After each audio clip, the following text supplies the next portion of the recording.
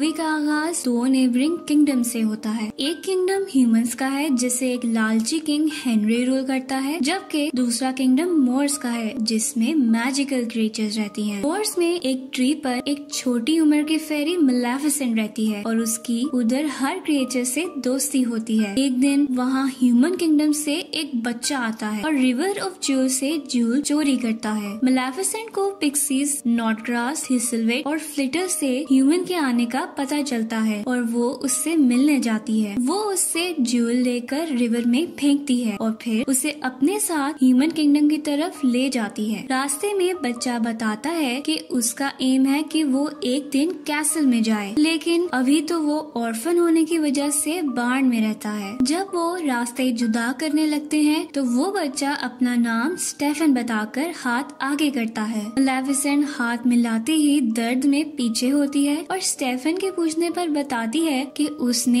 Iron की ring पहनी है और फेरीज आयरन से हर्ट होती हैं। इस पर स्टेफन अपनी रिंग दूर फेंक देता है। वो जाते हुए दोबारा आने का प्रॉमिस करता है। मलेफिसेंट स्टेफन के करीब होते हुए भी रिंग फेंक देने के एक्ट से बहुत इम्प्रेस होती है और सारा टाइम उसके बारे में सोचती रहती है। कुछ हफ्तों बाद स्टेफन दोबारा मिलने आता है और फिर वो बार बार आता ही रहता है। वक्त के साथ साथ उनकी दोस्ती प्यार में बदलती जाती है और मलेफिसेंट की 16th बर्थडे पर स्टेफन उसे ट्रू लव किस देता है। उसके बाद वो काफी अरसा पैसे कमाने और एम्बिशंस पूरी करने की वजह से मोर्स नहीं आता, जबकि मलेफिसेंट बड़ी होके एक पावरफुल फेरी बनके मोर्स की हिफाजत करती है। इसी तरह एक दिन लालची किंग हेनरी मोर्स में पावरफुल क्रिएचर का सुनकर उस पर कब्जा करने के लिए अपनी आर्मी लेकर आता है। मलेफिसेंट दूर से आर्मी को देखकर उनके सामने पहुंचती उन्हें वापस मुड़ जाने का कहती है। हेनरी उसका मजाक उड़ाते हुए अपनी आर्मी को उस पर अटैक करने का कहता है, तो मलेफिसेंट ट्री ब्रांचेस यानी कि शाखों से बनी हुए क्रिएचर्स को बुला लेती है। वो आर्मी से लड़ने लग जाते हैं और मलेफिसेंट हेनरी के पास जाती है, लेकिन वो उसे आयरन लगाकर जख्मी करता अपनी आर्मी के साथ कैसल वापस भाग जाता है। कैसल में किंग हेनरी बीमार हुआ बिस्तर पर पड़ जाता है और ऐलान करता है कि जो उसका बदला लेकर मलेफिसेंट को मार देगा वो फ्यूचर किंग और उसकी बेटी का हस्बैंड बनने का हकदार होगा। किंग का ख्याल रखता बड़ा हुआ स्टेफन भी ये सुन लेता है। स्टेफन मलेफिसेंट से मिलने जाता है और दोनों गुजरे वक्त की बातें करते हैं। बातों ही बातों में स्टेफन मलेफिसेंट को पानी देता है, जिसे पीकर मलेफिसेंट बेहोश होकर सो जाती है। उसके सोने का यकीन करके स्टेफन उसे डैगर से मारने लगता है, लेकिन उसकी हिम्मत नहीं होती। फिर वो मलेफिसेंट के विंग्स देख के कुछ सोचता अपनी आयरन चेन्स निकालता है। नेक्स्ट सीन में हम सुबह होने पर देखते हैं कि मलेफिसेंट दर्द में उठती है और देखती है कि उसके विंग्स ही नहीं है। वो दर्द में चिल्लाती रहती है और छुपा हुआ स्टेफन उसकी चीखें सुनने के बावजूद विंग्स लेकर कैसल चला जाता है। वो किंग के सामने विंग्स पेश करके मलेफिसेंट को मारने का दावा करता है, जिस पर किंग उससे बहुत खुश होता है। उधर उड़ती फिरती मलेफिसेंट अपने विंग्स ना होने की वजह से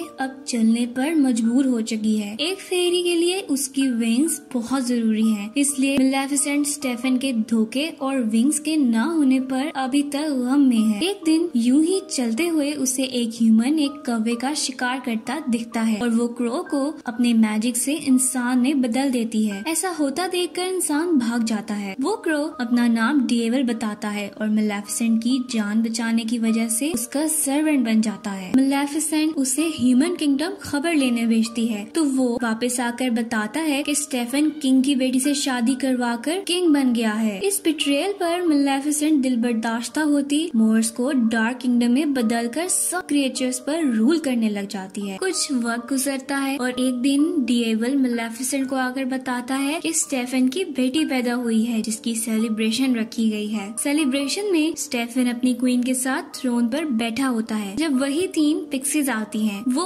उसकी इजाजत पर स्टेफन की बेटी ऑरोरा को ब्लेसिंग्स देती हैं कि वो खूबसूरत हो, हर किसी को पसंद हो और हमेशा खुश रहे। वो ब्लेसिंग्स देती ही हैं कि मलेफिसेंट वहाँ आ जाती है और सबके रोकने के बावजूद ऑरोरा को कर्स करती है कि पिक्सीज के कहने के मुताबिक ऑरोरा खूबसूरत हो, सबको पसंद आने वाली खुश लड़की हो, लेकिन उसकी 16th बर्थडे पर स्पिनिंग व्हील स्पिंडल यानी चरखे की सुई पर ऑरोरा अपनी उंगली जख्मी करे और ऐसी नींद सो जाए जिससे वो कभी ना उठ सके। सके। ये कर्ज सुनकर किंग स्टेफन घुटने पर बैठ जाता है और मेलेफिसेंट को अपना कहा वापस लेने का कहता है। तो मेलेफिसेंट उसका मजाक उड़ाते हुए कर्ज में एडिशन करती है कि अरोरा अपनी नींद से उठ तो जाएगी, लेकिन सिर्फ ट्रू लव किस से, जो स्टेफन और मेलेफिसेंट दोनों जानते हैं कि ट्रू लव एक्सिस्ट ही नहीं करता। मेलेफिसेंट वहाँ से वापस मोर्स आ जाती है और उसके पीछे स्टेफन किंगडम के सारे स्पिनिंग व्हील्स कैसल के डंजन में डलवा के अपने सोल्जर्स को मेलेफिसेंट को मारने भेजता है, लेकिन मेलेफिसेंट मोर्स के गिर्द ब्रांचेस से दीवार बना देती है ताकि कभी भी कोई इंसान वहाँ ना आ सके। जबकि अरोरा को सेफ रखने के लिए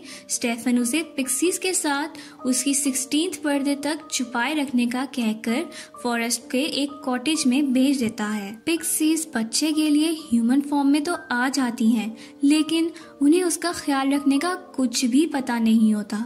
डिएवल कॉटेज ढूंढकर मेलेफिसेंट को वहां लेकर जाता है और मेलेफिसेंट को अरोरा पसंद नहीं आती और वो फॉरेस्ट में आती उसकी भूख से रोने की आवाज से भी चिढ़ती होती है। डिएवल ही उसकी भूख पूरी करके उसे सुला कर आता है। मेलेफिसेंट और डिएवल अरोरा के बचपन से उसके बड़े होने तक उस पर नजर रखते हैं और उसका ख्याल रखते हैं, और इसी तरह बचपन में अरोरा एक दफा मेलेफिसेंट से मिलती भी है। दूसरी तरफ स्टेफन पैरानॉइड हुए मेलेफिसेंट के केज विंग से बातें करता रहता है। अपनी आर्मी को बार बार मेलेफिसेंट की बनाई वॉल गिराने के लिए भेजता रहता है और इस सब में वो अपनी बीवी को भूल जाता है जो मर जाती है। वक्त का साइकिल चलता रहता है और अरोरा मेलेफिसेंट की जेर नजर बड़ी हो जाती है। वो मोर्स के बारे में बहुत क्यूरियस होती हुई मेलेफिसेंट की बनी वॉल के पास खड़ी होती है जब मेलेफिसेंट वहां आती है। वो अरोरा को बेहोश करके सोल्जर से लड़ती उन्हें वापस भेज देती है और फिर अरोरा को अपने साथ मोर्स के अंदर ले जाती है। अरोरा जब जागती है तो वो मेलेफिसेंट को बताती है कि उसे पता है मेलेफिसेंट उसकी गॉड मदर है, क्योंकि वो बचपन से ही उसका लुक आफ्टर कर रही है। उसके बाद अरोरा अक्सर ही मोर्स में दिखाई जाती है और उसकी मोर्स के क्रिएचर से दोस्ती भी हो जाती है। उसका ध्यान रखते रखते मेलेफिसेंट उसकी केयर करने लग जाती है और अरोरा की मोहब्बत में गिरफ्तार होती वो उस पर किया अपना कर्ज वापस लेने की भी कोशिश करती है, लेकिन कामयाब नहीं होती है। जैसे जैसे अरोरा का बर्थडे करीब आता है तो दोनों किंगडम्स में बेचैनी बढ़ती जाती है। स्टेफन को मेलेफिसेंट की नाइटमेयर्स आती है और वो रातों को भी लेबर से आयरन बनवाता रहता है, जबकि मेलेफिसेंट सैड होती हुई अरोरा को उसकी बर्थडे से एक दिन पहले दुनिया के ईविल के बारे में समझाने की कोशिश करती है। तो अरोरा अपनी बर्थडे के बाद मेलेफिसेंट के पास मोर्स में ही रहने की ख्वाहिश जाहिर करती है और ये डिसीजन पिक्सीज यानी अपनी आंटीज को बताने अरोरा घर की तरफ निकल जाती है। उधर ही राह भटके हुए प्रिंस फिलिप अरोरा से मिलता है। उन दोनों को दूर से देखते हुए डेविल मेलेफिसेंट को होप देता है कि फिलिप अरोरा को ट्रू लव किस करके कर्ज तोड़ सकता है। इस पर मेलेफिसेंट कहती है कि ये कर्ज उसने इसीलिए तो दिया था क्योंकि ट्रू लव एक्सिस्ट ही नहीं करता। सीन्स अरोरा पर शिफ्ट होते हैं जो कॉटेज में पिक्सीज को अपने जाने का बताने जाती है। उधर पिक्सीज अरोरा को सारी स्टोरी बताती हैं। अरोरा मेलेफिसेंट से मिलकर अपने कर्ज के बारे में पूछती है और मेलेफिसेंट से नाराज होते हुए बात सुने बगैर हॉर्स लेती कैसल की तरफ निकल जाती है, जबकि मेलेफिसेंट डेविल को फिलिप को लाने का कहती है। नेक्स्ट सीन्स में अरोरा कैसल जाकर स्टेफन से मिलती है तो स्टेफन अरोरा के पहले ही आ जाने पर गुस्सा करता है और उसे सेफ रखने के लिए उसके रूम में बंद कर देता है। खुद वो मेलेफिसेंट को पकड़ने की प्लानिंग करने लग जाता है। अरोरा अपने रूम में बंद डोर पर नॉक करती है और जैसे ही मेड दरवाजा खोलती है तो अरोरा आवाजों को फॉलो करते कैसल के डंजन्स में पहुंच जाती है, जहां वो मैजिक से बने स्पिनिंग व्हील की सुई पर अपनी उंगली रखते ही कर्ज के मुताबिक सो जाती है। दूसरी तरफ हम देखते हैं कि हॉर्स बने डेविल पर सवार मेलेफिसेंट को कर्ज पूरे होने का पता चल जाता है जब वो फिलिप को कैसल ला रही होती है। वो कैसल पहुंचती है और डेविल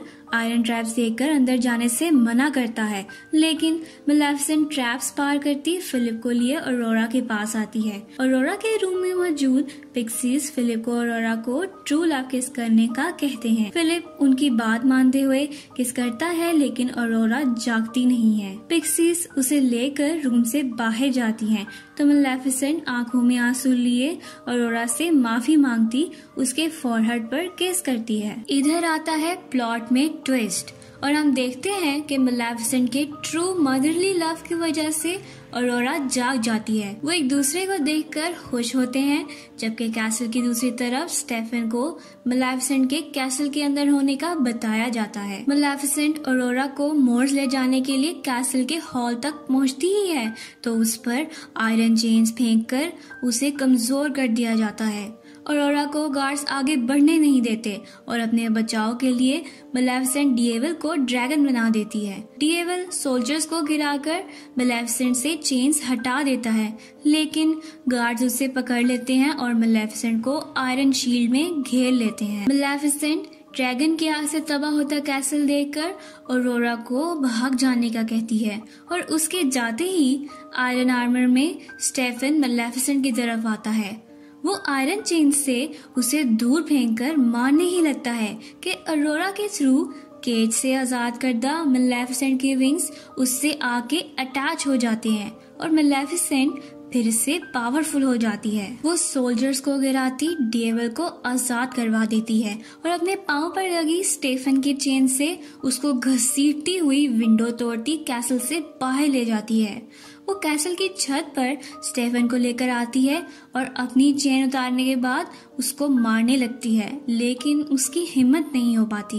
वो वापस जाने के लिए मुड़ती ही है कि स्टेफन उस पर हमला करता दोनों को नीचे की तरफ ले जाता है। मेलेफिसेंट अपने विंग्स खोलते हवा में रह जाती है, लेकिन स्टेफन नीचे गिर के मर जाता है। मूवी के लास्ट सीन में हम देखते हैं कि मेलेफिसेंट मोर्स के गिर्द वॉल्स खत्म कर देती है और मोर्स को उसकी असल हालत पर लाते हुए ऑरोरा को ह्यूमन किंगडम और मोर्स की यूनिफाइड क्वीन बना देती है। तो मोरल ऑफ द स्टोरी ये था कि ट्रू लव लाजमी नहीं कि लड़का लड़की का ही हो, बल्कि ट्रू लव पेरेंट्स, फ्रेंड्स वगैरह सबका ही हो सकता है।